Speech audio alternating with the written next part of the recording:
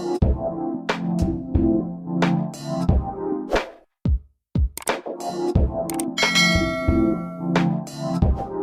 everyone, this is D, Movieman, fellow cinephile, popcorn addict, and emerging film critic, coming to you with reliable recaps, reviews, and reactions.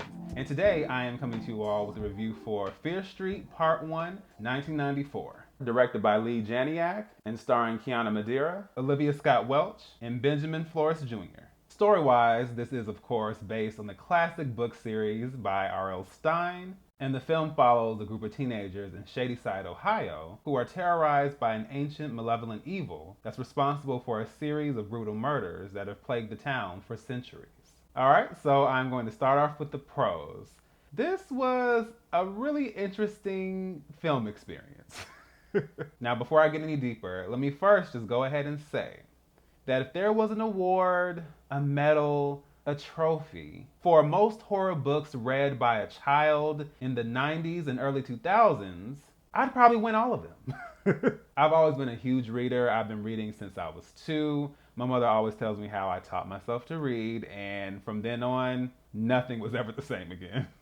And although I can say I read all kinds of books, all kinds of genres in my childhood years, I have to really give a lot of credit to R.L. Stine because he really pushed me as far as my love of books. And I was reading Goosebumps books when I was like 5, and I was so into them. I was so engrossed in them, the cover art, the different stories, and the twists and the turns. And even though they shook me up a little bit, I always enjoyed reading them. But it didn't stop there. What's funny is that the first Fear Street book, The New Girl, was released in 1989, and I was not born yet, but ironically enough, it was when I was in 5th grade that I remember an older kid giving me a copy of Fear Street, and then I made the connection that, oh wait, this is R.L. Stine. And it was funny that Fear Street came before Goosebumps, but I encountered Fear Street after Goosebumps, and it really was a natural progression. There was like a parallel between me getting older and growing up, and then transitioning from Goosebumps to Fear Street. Mind you, I read both of them simultaneously. I still, to this day, I'll read Goosebumps or Fear Street. Like, those are good books, and I still enjoy them. But it definitely was a step up because I read that book, and I specifically remember it was the New Year's party, and it just so happened to be one of their super chiller books, which meant that it was a longer book, and they divided it up into parts or acts. There was this crazy twist in the story. We kept getting these flashbacks and these back and forths between the POVs of one character and another, which were seemingly unrelated. So then when it all finally came together at the end, my mind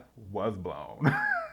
Not to mention all the grisly, bloody violence and descriptions and all that. I was like, whoa.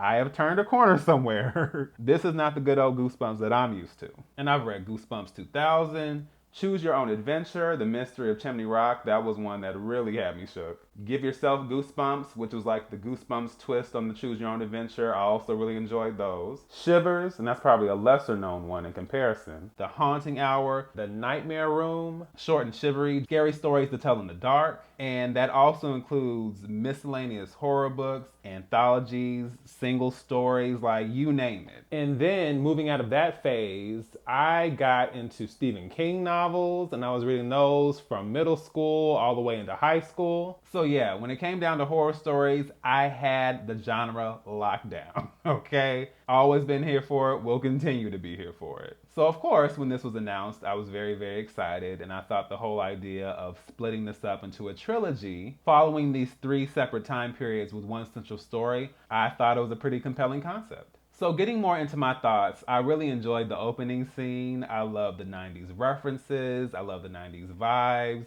the music, the aesthetics, the phone, the bookstore, even just the nostalgia of the mall and the culture of that back in the 90s. I love that vibe as I was watching it. And the other piece of that is the extreme bloody violence that we got right out the gate. I was like, oh, we are jumping in head first. This was very much R-rated for a reason, and I think that's great because you cannot do Fear Street and do a PG-13 spin on it. It just doesn't work. That's not the vibe we're going for here, so I'm glad that they really went for it in regards to that. Some of the kills here were very creative, very unexpected. My eyes were not ready. My eyes were not prepared, but I was here for it.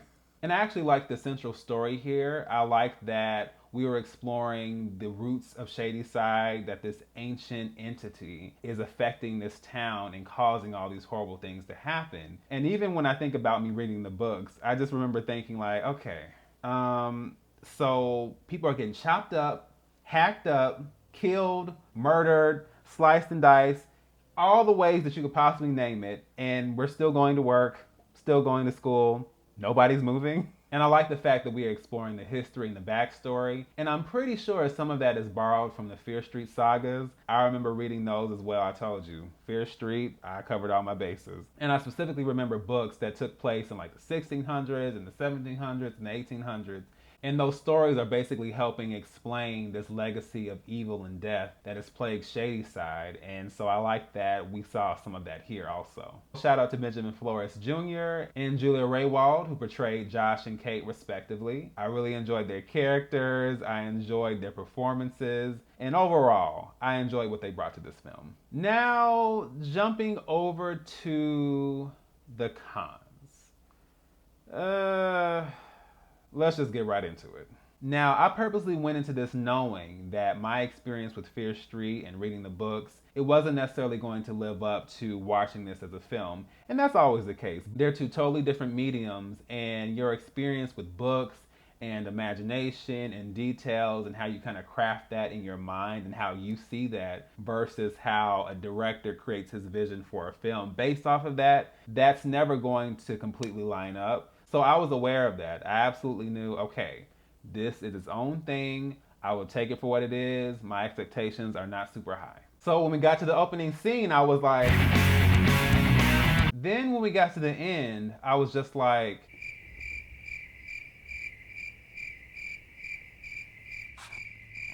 I have to say, this really fell flat for me. There definitely are a lot of fun elements, but something about the execution of it was very lackluster. And honestly, this just felt like an R-rated Goosebumps episode to me. It didn't really have the feel of Fear Street. It felt very teeny bopper, and I am not into the teenage genre in a lot of films or TV shows, so that was just kind of like, I mean, I don't mind stories about teenagers, but it's all about the tone and how you handle it. And this was leaning in the direction of the kind that I don't like watching. I understand that for the most part, the whole casting older people to play high schoolers, I know that's probably not as much of a thing, but I wish in this case that we either got some slightly older actors, or maybe I just wish that the tone of this was different. I just think this needed just a little bit more of a serious feel and a grittier feel as well. It just had this very quirky, very goofy, very cheesy vibe. And I do get that it's the 90s, so we are playing that up and also playing into the 90s slasher genre with films like Scream, but it just did not hit the mark for me, unfortunately. I thought the dialogue was very goofy. I thought a lot of the humor fell flat. Also, this first installment is centered around a romance, and I have to say that also just didn't cut it for me. The chemistry was honestly not there. I found both characters extremely irritating. And I promise you, when we got into that final act, oh my gosh.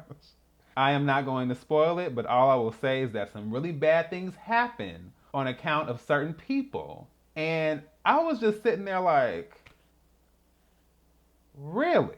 So generally, I never really felt invested. This did not come alive to me. And it was painfully obvious that this film did not click with me. Because while I was watching this film, I did the unthinkable. I can't even say it. I have to say it. I fell asleep. Oh! For those who know me, they know that I do not fall asleep on movies.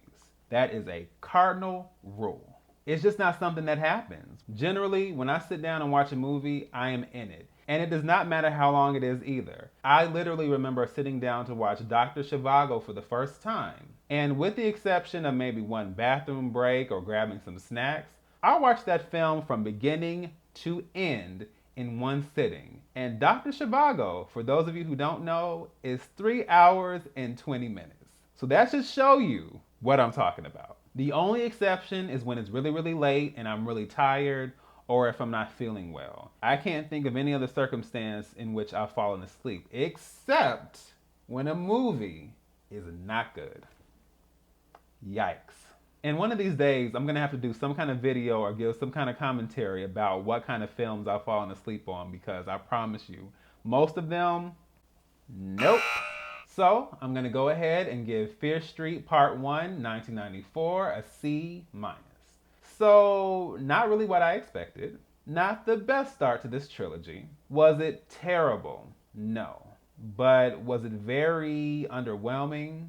Yeah. And in my experience, I can be entertained by a film that commits to being bad or is bad in some way and kind of leans into the fact that it's bad. But I have a lot less patience for a film that has a lot of potential with its premise and there are all these directions you can go in, and we just don't utilize any of that. That is a pet peeve of mine, and I rarely enjoy films that do that. And even if I do enjoy them, it still annoys me.